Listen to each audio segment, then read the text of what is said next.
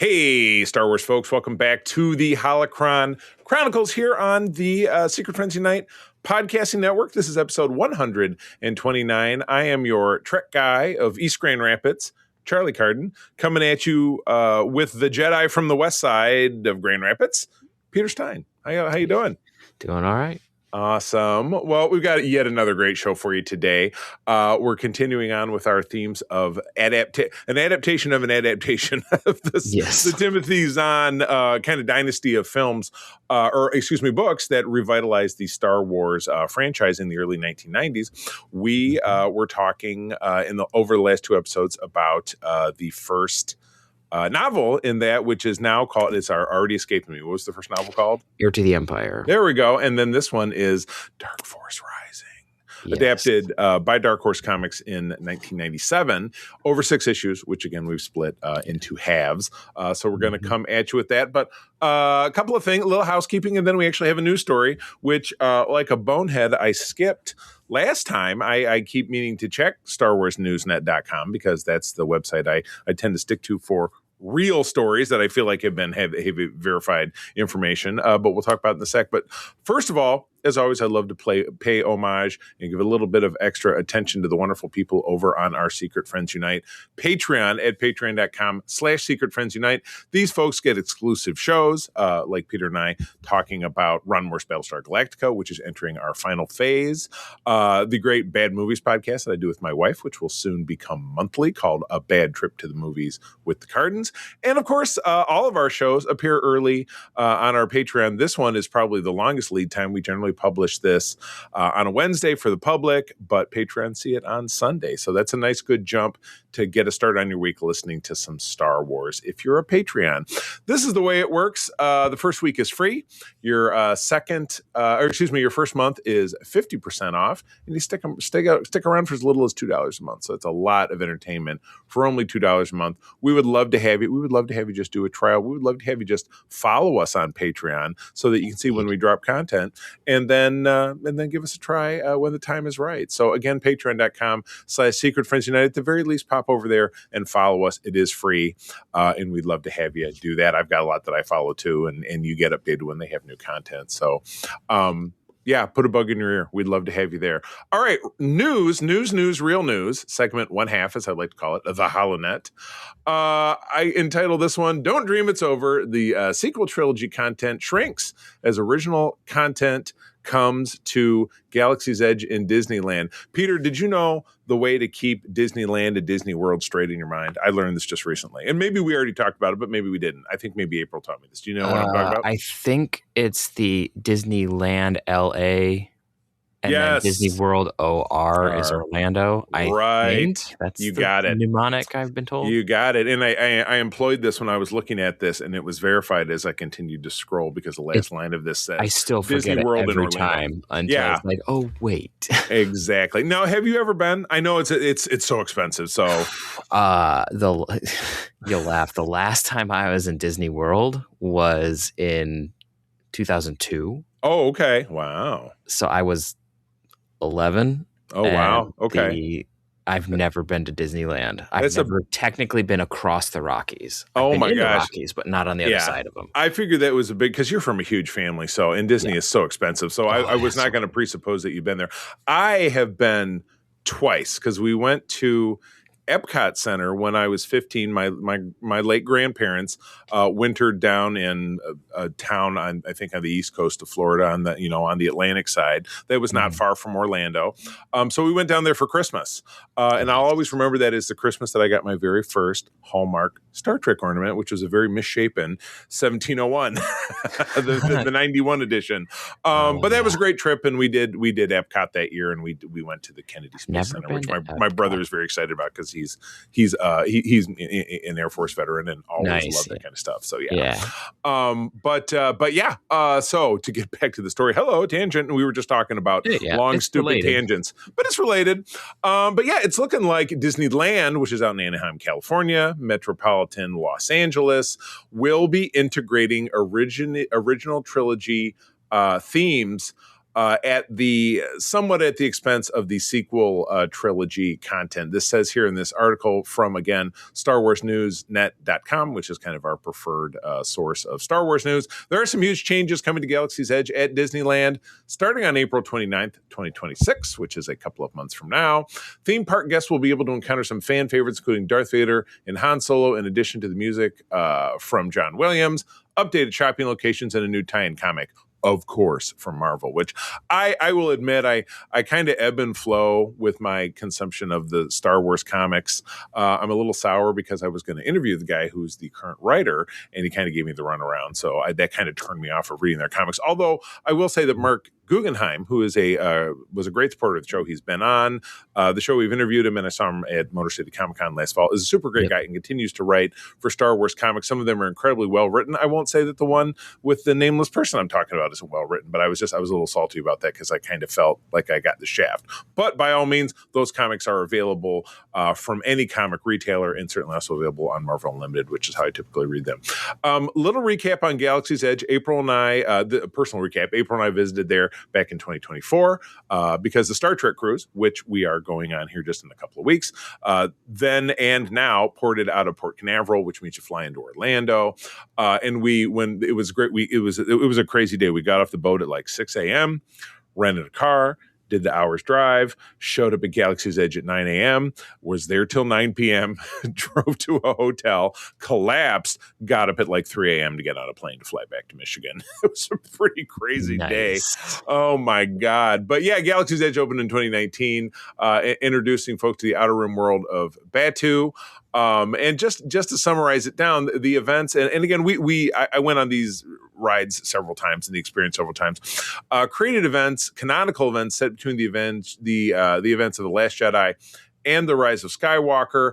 You frequently encounter immersion-wise as you're walking around characters from the First Order, which is, of course, the evolution of the Empire that you see in the sequel trilogy, on the Ride of the Resistance, the Rise of the Resistance ride, Ride of the Resistance. They're kind of moving along a little bit from that. There's going to be an update to the Smuggler's Run Millennium Falcon ride, working in Mandalorian and Grogu for very obvious reasons. And you're going to get to see characters like, Ahsoka and Din Djarin, of course. I mean, this all seems pretty by the book and cut and dry for me. Yeah. The sequel trilogy has its detractors. It has its huge fans. Mark, who started the show with me 5 years ago, loves the sequel trilogy, named his now 5 or 6 year old son Finn. I mean, he's a huge fan, and I can appreciate that. In the greater scheme of things, I feel like your greater fans of Star Wars are probably more people who embrace the sequel trilogy and the Clone Wars, or the original trilogy and the Clone Wars stuff. So this, to me, seems very natural that they're kind of moving this direction, because I feel like over time Lucasfilm might be kind of distancing themselves from a trilogy that was not quite as popular, particularly with a final film that is now dropped 7 years ago that really landed like a fart in church. Pardon my French. A lot of people just truly do not care for that film, and they're looking to really step things up, pull more people in, create an experience that might have a broader appeal. I mean, that's my 2 cents. What do you think? In terms of this move, I think that it's something that, I mean, to not put too fine a point on it, I always felt that they should have done something more original trilogy, prequel trilogy oriented anyway. Right. Because it had the wider base of support and wasn't immediately as divisive. Now, you can do a lot of fun things in the sequel era, like post Return of the Jedi, what have you. Right. But they didn't have all the Mandoverse stuff when they started it. Right. So it was just, so you lose some of that connection to the nostalgia, as it were. You limit what you can do. And so I think that this allows them to open that back up, because if you're using original trilogy iconography, that lets you stretch it. If you want to, you can stretch past Return of the Jedi because the Empire is still around, like the remnants. Right. So you can keep having stories told there with bad guys you can still use the old costumes and what have you. And then if you want like random things that you can do, you can always bring in, surviving Clone Wars era stuff, because, it's not that far. Right. So right. I think sticking yourself in that kind of nebulous space of some time in around Empire Strikes Back to post Return of the Jedi, if you're just not really sure where you are, but if you're in that area, there's a lot of storytelling and stuff that you can do. That's a big sandbox. Right. And so you have that, and then you don't have people who are just like going to the park going like, well, I want to see it because it's Star Wars, but I'm going to gripe the whole time. Right. I want to see Darth Vader. Where's Chewbacca? Yeah, because it sounds like they had like Chewbacca was there, but they had like Darth Vader and some of the classic Star Wars people in like another section of the park, right, in Galaxy's Edge, and they're moving the sequel people over there now. So it's like Kylo Ren and Rey are not going to be gone. They're just not going to be like in the immersion part of the park. Right. Yeah. So it's not like this stuff is going away. And obviously Orlando's not changing, at least for now. Mm-hmm. So they're probably testing it because Disneyland is a little bit smaller. And so you're able to move things around and change stuff a little bit more easily. And I think it's always, and it's funny, I read an article about some kind of legal something or other that, traveling stuff over the, you mentioned over the Rockies, like over a certain distance, it's much easier from a legal standpoint to do things California than it is in Florida, but also logistically speaking, Disney and Fox, if you will, or stuff. There are resources there in LA that don't necessarily exist in Florida from a hands-on down the street kind of perspective. Yep. Well, you got Lucasfilm and all the workshops up there. Yeah. So if you have like, hey, we want to do this event with stuff from the Death Star, well, you've got the original molds and stuff right there. Right. Yes. So you don't ease of access. You don't have to go far. Right. And again, this article does note that changes to Disney World, Orlando, are not yet on the horizon. One last thing that I think is very exciting about this is, of course, anyone who has visited this attraction, which we did, has gone to Oga's Cantina.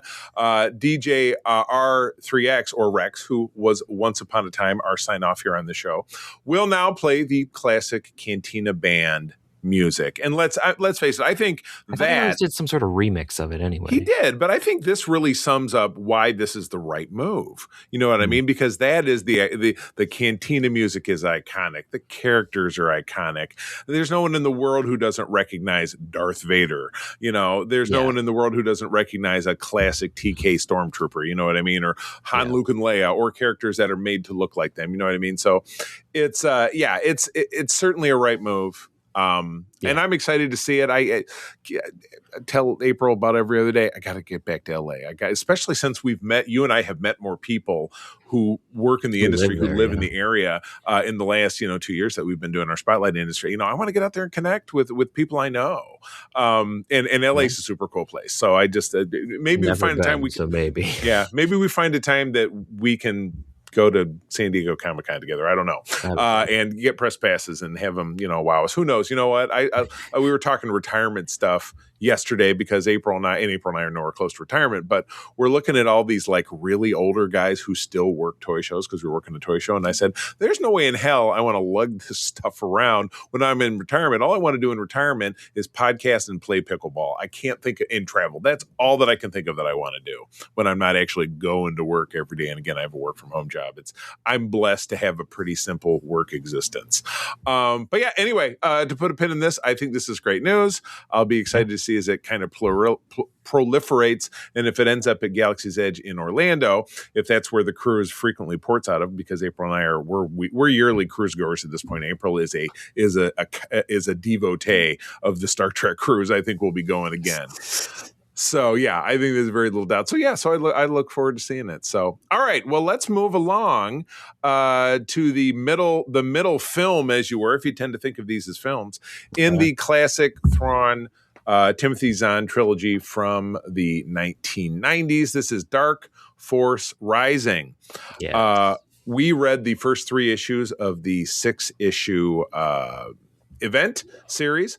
You can find these, as I mentioned before, at your local comic shop. These have been published and republished as trade paperbacks, as single issues, as parts of collections at your local comic shop. Go, if you love to do that kind of stuff, forget about Amazon. Go to your local comic shop first. If you live here in Grand Rapids like we do, I always like to talk about my lovely friends at Argos, which is in Easttown. I'd like to talk about my friends Gavin and Deanna down at Tardy's, which is in Southeast Grand Rapids. And then, of course, the Comic Signal, which is in Northeast Grand Rapids on Plainfield. That's here in Grand Rapids. Yeah. But you have a comic shop no matter where you live. Yep. I guarantee. Peter, yes. And if you're in Lexington, Kentucky, Chaotic Good. You bet. And we've had your friend Alex on the show before, and we'd love to have him back. Yep. We should have him back to talk about one of these. But yeah, but if you don't really, if you're a digital reader like I am, and like I'm trying to turn Peter into, Kindle/Comixology, which is through Amazon, it's available for purchase, maybe even for if you belong to Comixology, which I do. But we read it through Marvel Unlimited, and again, I plugged Marvel Unlimited an unknown number of times because I'm such a huge fan, because I am a Marvel Comics devotee for now nigh almost 45 years. So that is how I choose to read things. So you can find it there, because when Disney took over Star Wars, they absorbed all of the existing IP with comics that pretty much exists. So you pretty much find it. Almost everything there. Certainly legacy expanded universe stuff like this is. Quick summary of the series. The dying Empire's most cunning and ruthless warrior, Grand Admiral Thrawn, has taken command of the remnants of the Imperial fleet and has launched a massive campaign aimed at the New Republic's destruction. Meanwhile, Han and Lando race against time to find proof of treason inside the highest Republic Council, only to discover instead a ghostly fleet of warships that could bring doom to their friends and victory to their enemies. Yet the most dangerous of all is a new dark Jedi, risen from the ashes of a shrouded past, consumed by bitterness, and scheming to corrupt Luke Skywalker to the dark side. So it's not clear of that right at the beginning. Not right at the beginning, but I just get a feeling. I got a feeling. Again, published in 1997 by Dark Horse Comics, wonderful company that is still out there making great new and licensed content. They've made some really nice Star Wars stuff when they had the IP. Because they had that license through, I believe, the end of the EU era. So just because they made this, they made a Mara Jade comic that I have not been able to get my hands on again. It was in my library growing up, and I've not been able to find the damn thing. It'll be a Marvel Unlimited. I'm telling you. I think it is. It's just we'll have to get to it. Once my hands on it. And then they also did like Dark Empire. They did all the Dark Forces stuff. Like there's some really nice stuff from that era. Anyway. Well, I get the feeling, and again, kind of our focus on the show is that we, much like over on Code 47, our focus is in talking about content. There are lots of great fans of both Star Wars and Star Trek out there, respectively. But there's a lot of shows that just talk to fans about their fandom. And that's not really our aim. We love to talk about stories and things like that. So that's what we're going to focus on. The details behind the stories about the stories about how the stories came to be. Right, story. So so we're Secret Friends Unite, where stories are retold. Yes. But with that, again, the focus of our show is to talk about new content as it comes out. We prioritize that. But then also when there's not, to talk about legacy content like this. All right, let's get it started. Peter, I've been talking. Why don't you jump on in and walk me through a little bit of issue the first? I'm trying to remember exactly where issue 1 starts because I've got the book stuck in my head. So I'm trying to go to where this was. But basically, hang on. Why is this being so dumb? I had a note up front. It seems like they were doing some talkies, and it's Thrawn and Pelion still no mustache. Yeah, I don't know what's up with that. Almost every single Thrawn book, fun fact, starts with the Star Destroyer Chimera hangs in the darkness of space. So they're having a talk. Usually not even a walkie-talkie, it's just a talkie-talk. Yeah, there was always an audiobook that I listened to not the first time, but one of the times I was going through this. And the narrator had like this really deep voice, and that's what it always was. The Star Destroyer Chimera hung in the void of space. And it was just cool. But here we have Pelion and Thrawn kind of going over kind of a post-mortem of Sluice Van. Right. Because it's like we didn't get everything that we wanted, but we got some, and we also got a little bit of information of like, the Nogri failed to get Leia because, Luke and everybody are still there, and we heard something from Kashyyyk, so we know that's going on. And then there's a little bit dropped about Borsk Falea, the Bothan. Right. We found out about a few pages later. Yeah, right. Yeah, Senator Dweebus himself. Dweebus McGee. So we get some lines between Pelion and Thrawn, which make it seem like Philea might be on the Empire's payroll. We then go back to Coruscant because they all get, at the end of the last issue, they all get called back.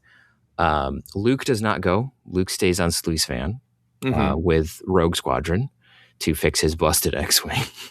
Right. And it's so funny that there's this middle part of this. And again, I kind of revisit this because we talked about it in the last, in the first chapter of this trilogy, about how Luke and Han both are no longer part of the military. Yeah, but they also still basically do all of the same shit that they were doing before. Yeah. And so like Luke's sitting around grousing about, I can't get my ship fixed. And I'm like, yeah, because why would they fix your ship? You're not Commander Skywalker. Yeah, you're just Jedi, Skywalker. but you're just a dude. Right. You're just a dude. So why? Yeah. So he's like, I can't get my ship prioritized. And he and Wedge are standing around grousing about it. And there's this whole sequence. There's a whole funny way of how they get it. But where they meet this group of dudes. Shipjackers. Who I called the Star Wars, Geek Squad. It kind of reminded me of, because they're like computer guys standing around. Peter, I know that's what you do for a living, but you know what I'm talking about. Guys like, oh, well, blah, blah, blah.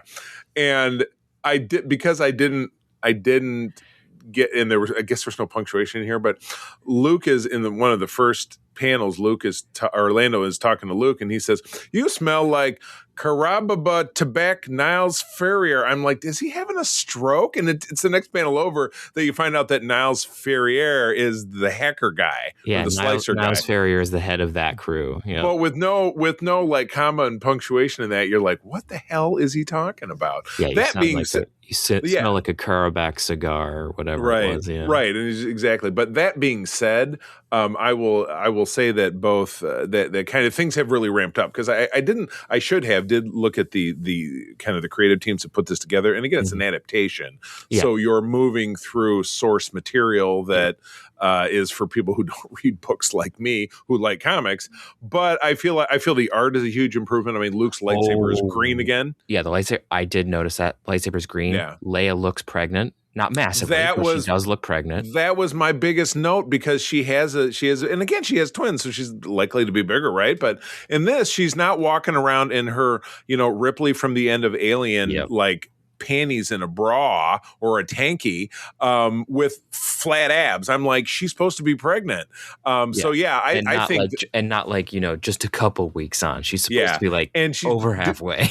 Yeah, she's doing flips and shit and fighting bad guys. So I'm like, somebody gave some actual notes after the first series, and they said, look, people really, maybe back in those days, they got a bunch of angry letters, or maybe they were getting emails at this point. There would have been email at this point, but maybe it was a note from Lucasfilm being like, you guys gotta pay attention to some details. Even the terrible lettering that was making me insane in that first miniseries has been updated. Just visually, this is a massive improvement. Like, people look like who they're supposed to be. Right. The shadows look better.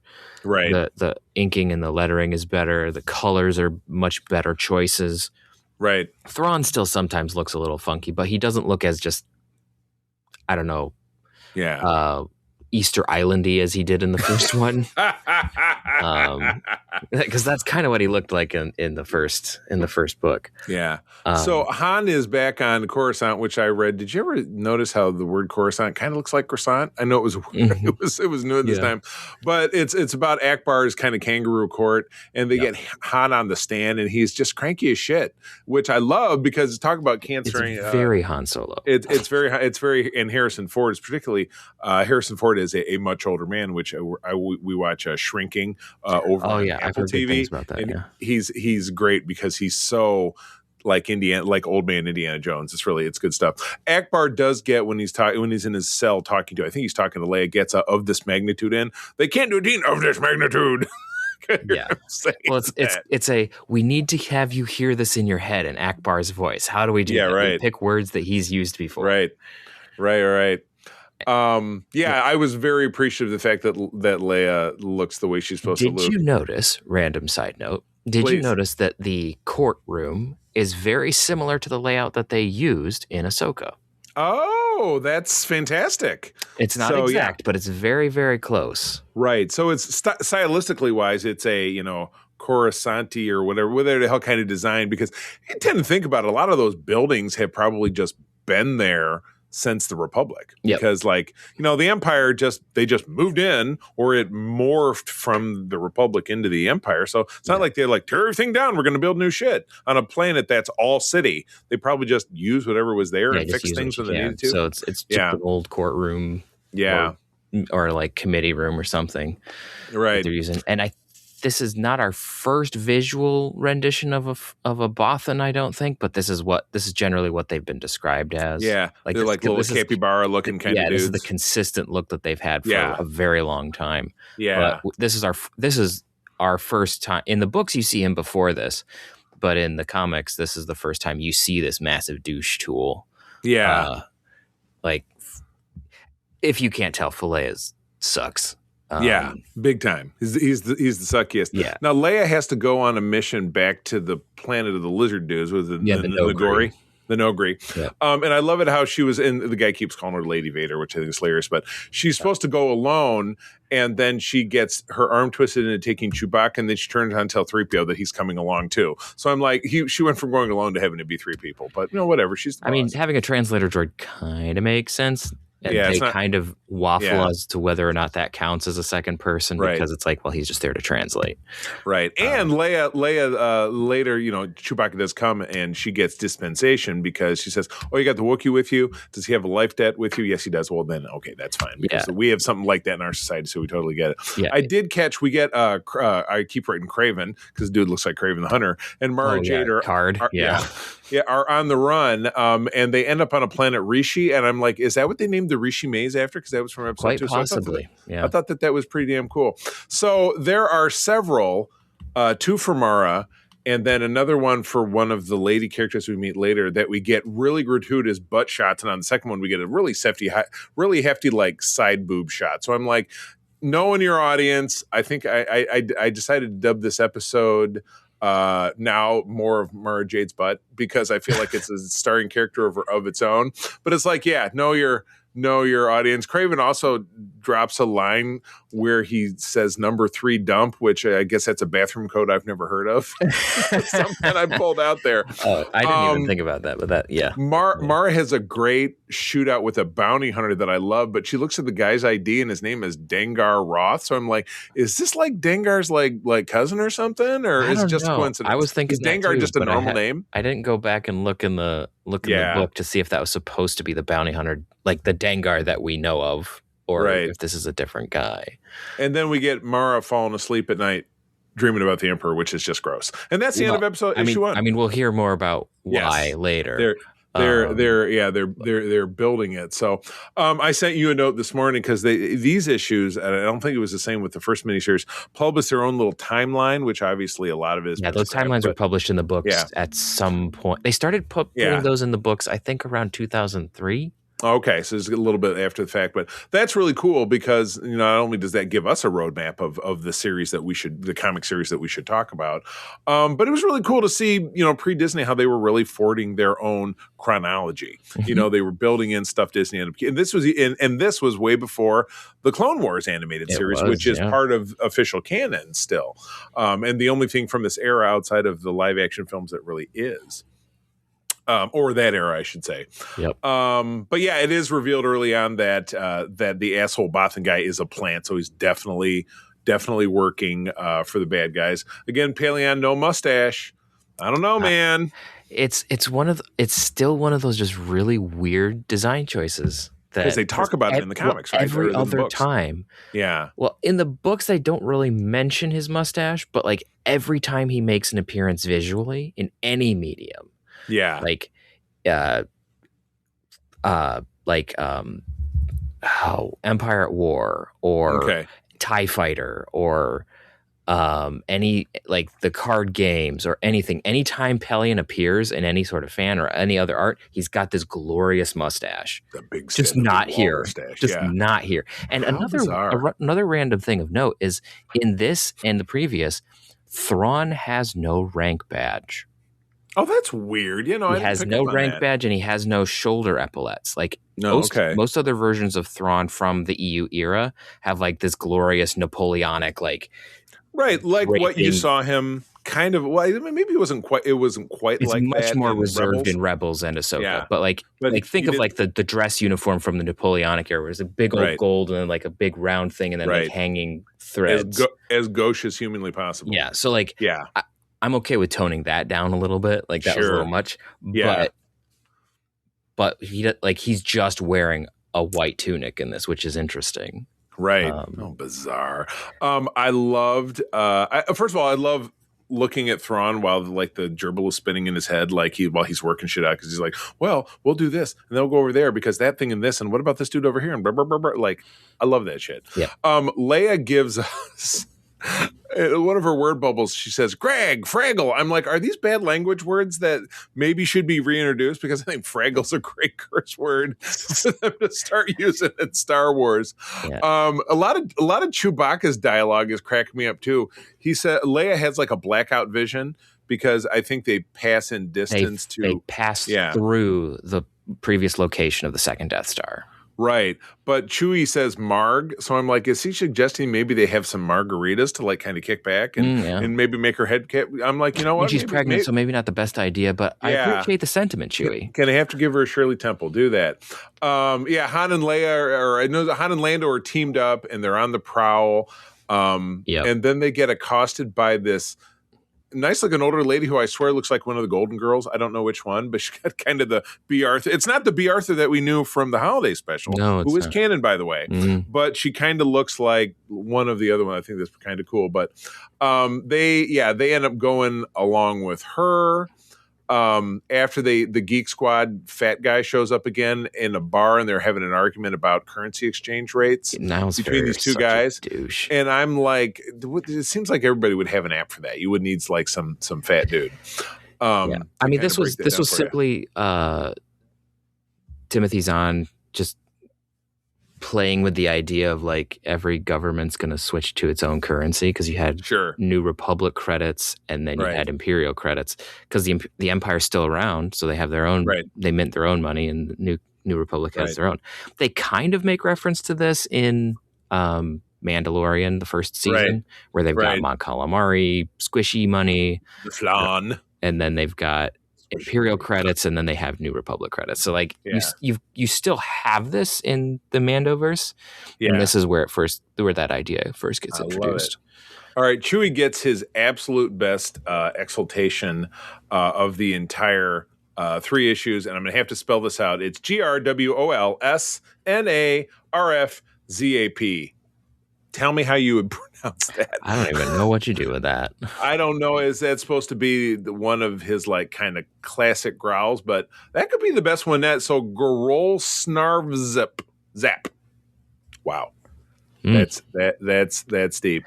So we're on the lizard people planet. Keep forgetting their name. The Nogri, and it's Onager.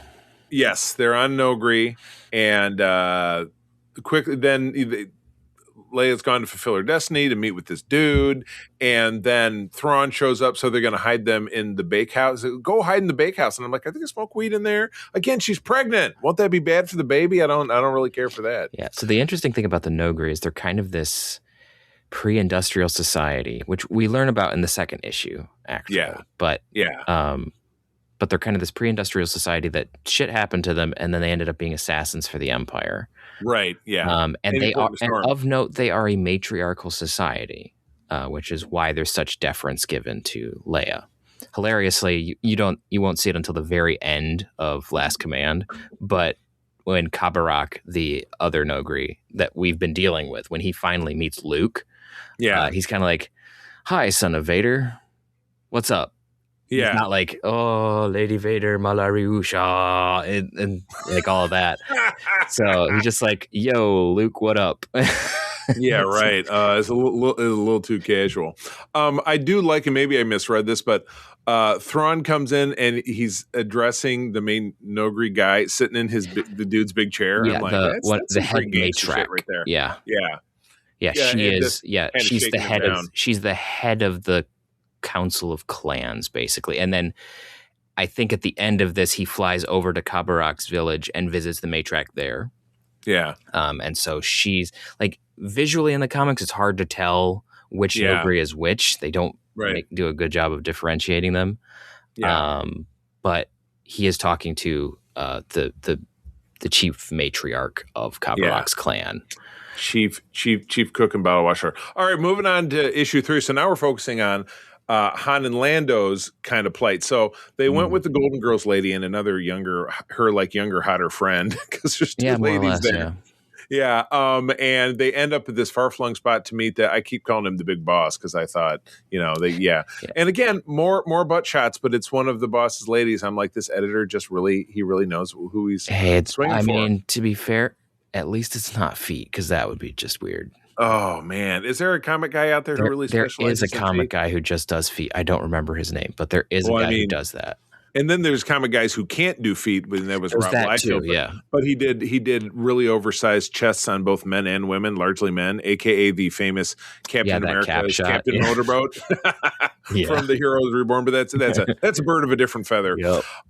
So the big boss ends up being this hotshot from Corellia, from Han's home world. Who knew him? He says, I went to your when you were 11 or whatever. I was in your classroom, and he had this interesting thing. He kind of reminds me of like Admiral Kane, Commander Kane from TOS Battlestar, who was Lloyd Bridges.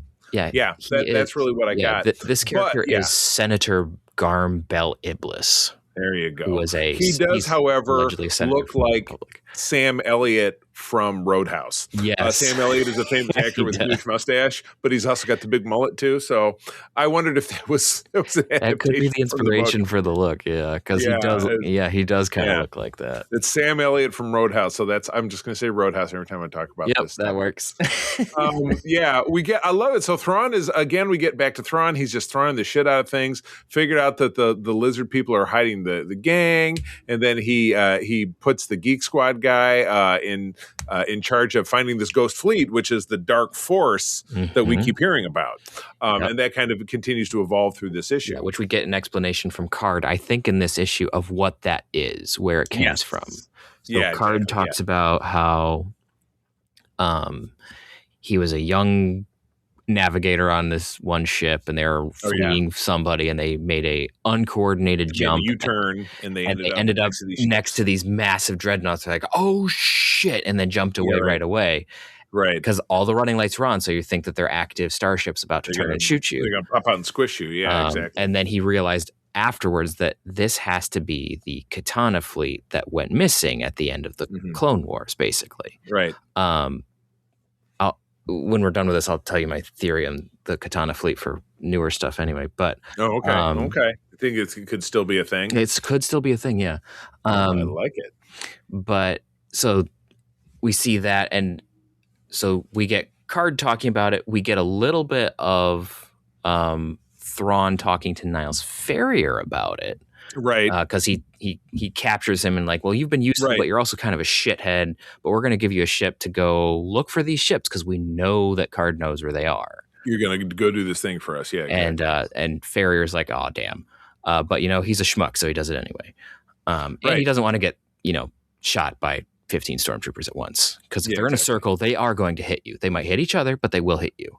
Right. It's statistically impossible. That they would end up missing you. We do have back with Han and Lando. They're getting shown around. You see like this base, and like, this isn't a temporary thing. What's going on here? Like, these guys have been camped out here for a while. Right. And they didn't take part in the rebellion. What's going on? And they're like, well, we have to move all the time. And blah, blah. I love they're sitting in a bar having a drink with the hotter of the two ladies and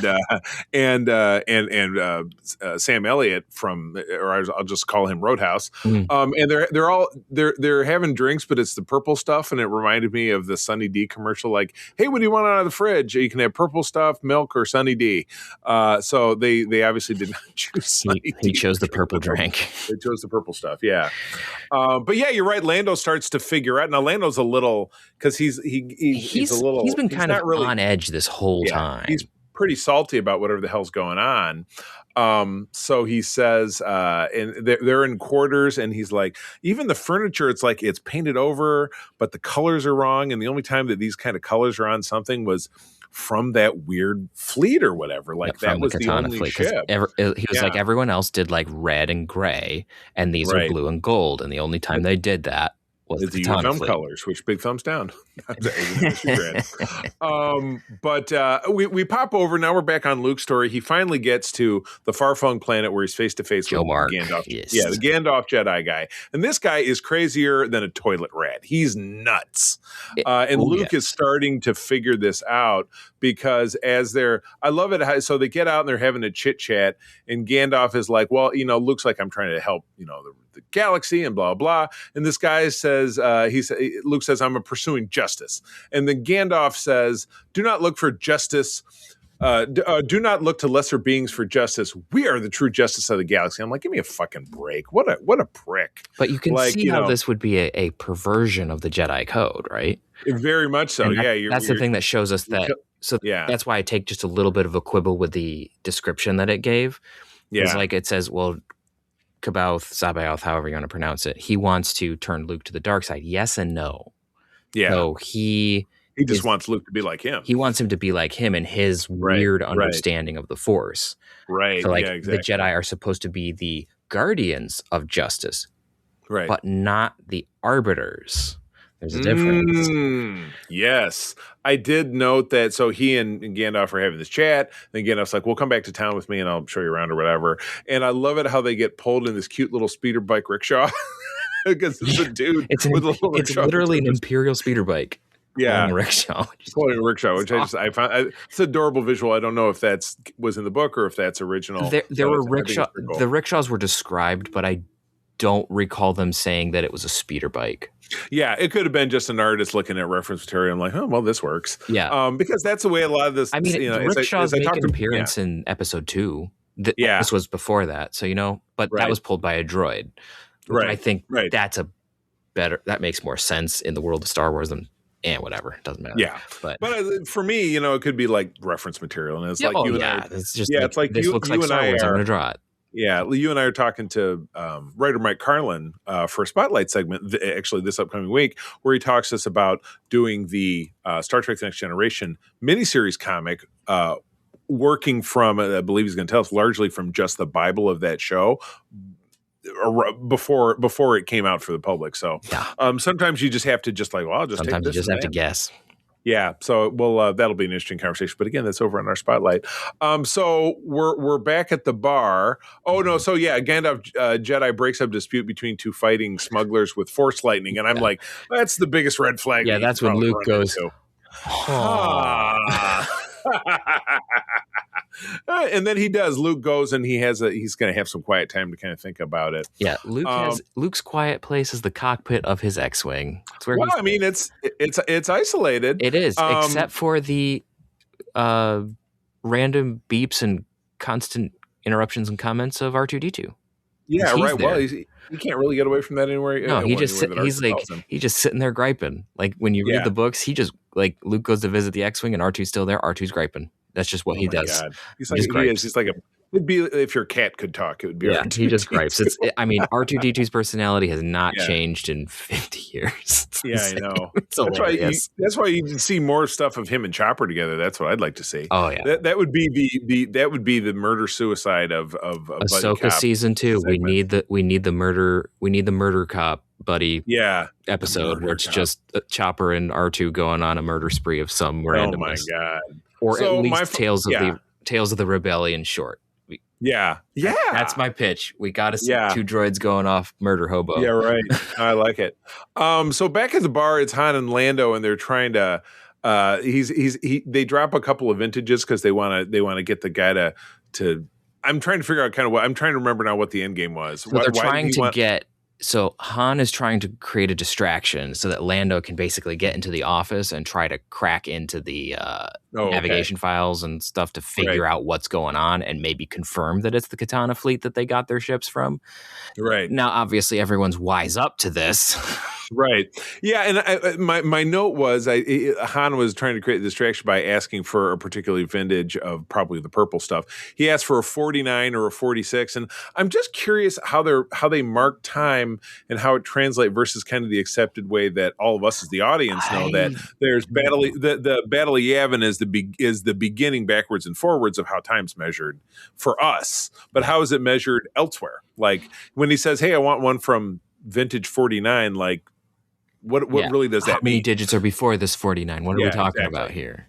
Right. Like in new Star Trek, like we're watching Star Trek Starfleet Academy, star dates used to have 5 numbers before the decimal. Now they have 6. Well, 1,000 years has gone by, so you could understand the changes would happen. But well, the star dates actually have a full system. Like now there is a whole mathematical system of how they're calculated. So I'm fairly certain that those are. Anyway, side note. We won't get into that.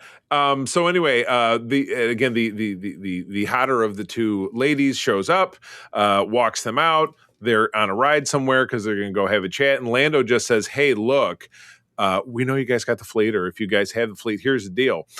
You better hook up with us, because if you hang out and wait for Thrawn to show up, you're toast." Yeah, he will get the location out of you. He will beat it out of you somehow.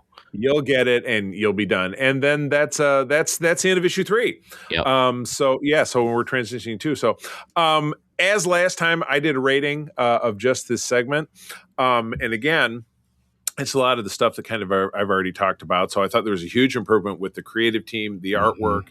Everything feels more on brand, and I know what I'm looking at, and I don't have to kind of guess, and stuff doesn't really fit what it is not really as much in lockstep with the source material like I felt the first miniseries was. So, character-wise, like the moments with Han being a super smartass when it's supposed to be a serious moment. You know, Han is a lot like me. He's the serious friend he's the friend you don't want to sit next to when you're at a serious event, like a funeral. You don't want to sit next to me.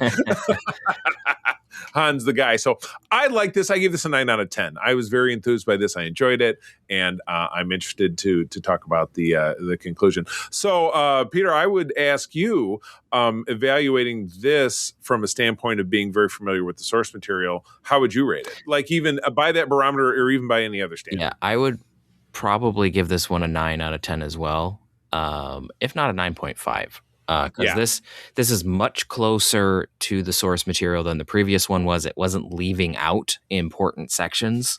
Yeah. Because there were parts in Heir to the Empire that, like, I remember when we talked about it, I had to fill in details. It's like this they kind of needed to tell you that. Yeah, right. So this one didn't leave out as much essential information. So I think that this one actually flowed better, let you know what was going on, actually told the story in a better way, and you know, visually looked a lot closer to what everything is supposed to look like. Like when we had that one flashback to Darth Vader, he looked like Darth Vader. When we saw the Emperor, he wasn't a caricature of Ian McDermott's Palpatine. It was Ian McDermott as Emperor Palpatine. So just there was a lot of good stuff going on with that.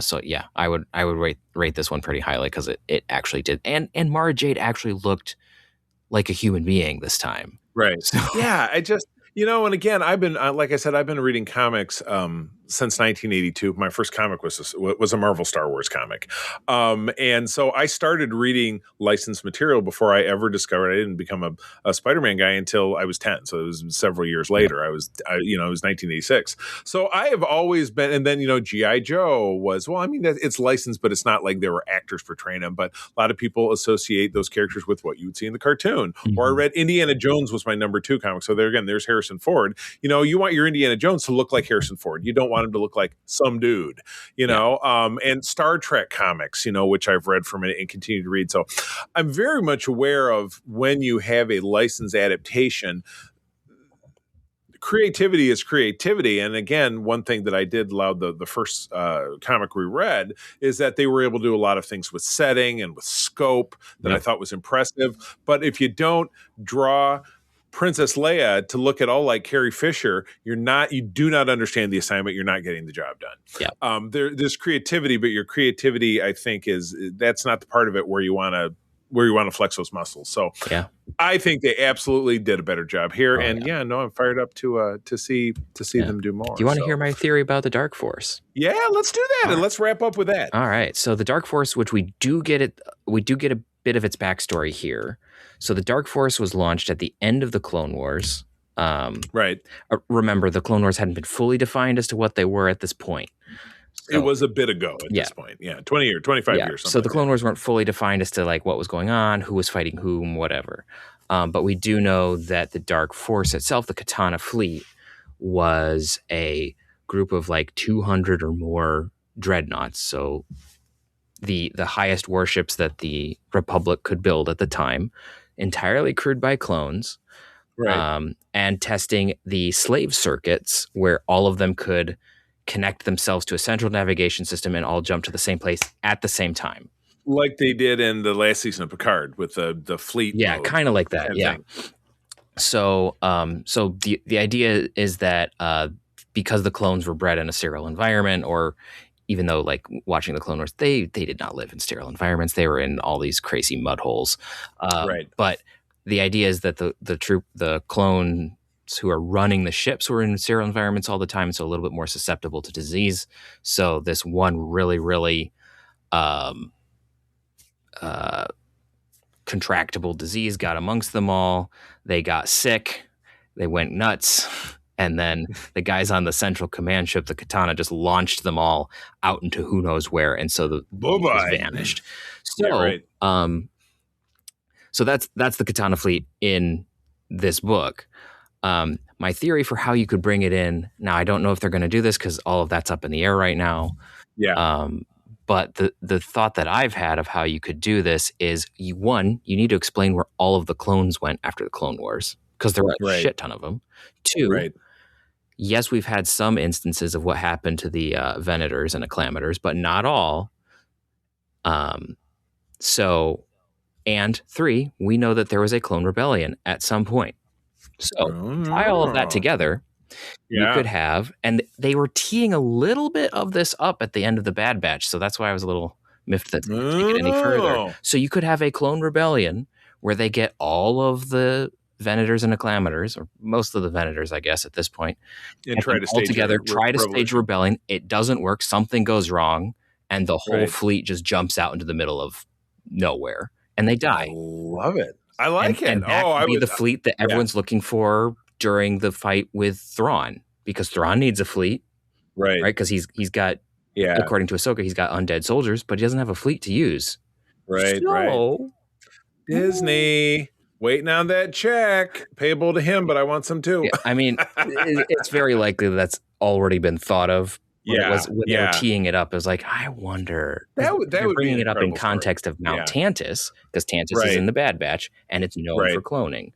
So and it's tied to this whole story. So there's lots of things that they're hinting at. So we'll see if the Dark Force of the Katana fleet makes a obviously modified but canonical appearance. It could. There's no reason it can't. So. Cool. All right. Well, that's our show. But we'll be continuing on with issues 4 through 6. This is the time I want to mention. I didn't check the schedule, but I have a vacation coming up. We're going to there's going to be a little bit less content kind of throughout the February and the first part of March, but still definitely tune in to our Spotlight feed. We've got a great Star Wars focused interview coming up. I don't want to spoil it for you. We recorded it last week, but you're going to be hearing that within the next couple of weeks. So stay tuned. Those always come out on Fridays, but they always come out a Friday earlier if you're a member of the Patreon. So again, patreon.com/secretfriendsunite. Try us out. We have about 50 interviews that we've done over the last year and a half that we're really excited. A lot of them are focused all across the spectrums, comics, Star Trek, Star Wars. I think it'd be very enjoyable. Of course, secretfriendsunite@gmail.com is a great place to drop us a line. Let us know what you thought about this miniseries. Let us know what you thought about our thoughts about it. Did we speak about it in a way that you agree with? Do you hate what we said? We would love to hear it regardless. But yeah, Peter, I'm absolutely crazy about the Dark Fleet. Oh my gosh! Well, if people want to talk to you directly and get and make that argument, where do they find you? You can find me around the interwebs at Petrus Aquinas. I'm not terribly active, but if you at me and say, Peter, you're completely wrong about the Dark Force, you probably will get a response. So you can find me around the Discord as well. But otherwise, you can find me over on ELH's Twitch, YouTube, and Discord, where we do Star Trek Adventures and other role-playing games. And you can find me behind the scenes on Starship Excelsior. Totally awesome. I like it. I am all of the regular socials, not X, as both myself and as Secret Friends Unite. Myself, I am at the C3, THECEE. I need to get back to it, but I am pretty active from time to time on our Secret Friends Unite TikTok, where I'm doing my little kitchen chats, where I'm just talking about stuff I'm enjoying this week. It's been crazy with the recording schedule, getting ready to go out on the Star Trek cruise in a couple of weeks, so I have not sat down and knocked one of those out, but I absolutely should. Saw a movie this past weekend that I'd love to talk a little bit about, but that's where you find us. And again, secretfriendsunite.com is where all of our content lives. You can find also all of our content on Apple and Spotify, which Peter and I just overhauled pretty recently. So everything is there now, where it had been very piecemeal and a bit of a mess, but we're easy to find now. But with that, yeah, big thumbs up. With that, friends, as always, thank you for joining us. I'm going to tell you that sharing is caring, and to keep on trucking. May the force be with you. Nanu, nanu. This podcast is part of the Secret Friends Unite podcasting network, available on Apple Podcasts, Spotify, and podcast services around the galaxy, as well as video on our YouTube channel. You can support Secret Friends Unite by becoming a Patreon member, get bonus programs and more over at patreon.com/secretfriendsunite. Join our Discord community for even more discussions on all things geek. For all the latest updates on Secret Friends Unite, make sure to follow us on Threads at secret.friends.unite and visit secretfriendsunite.com. Find our merchandise at TeePublic and Redbubble. Thanks for listening, and may the Force live long and prosper.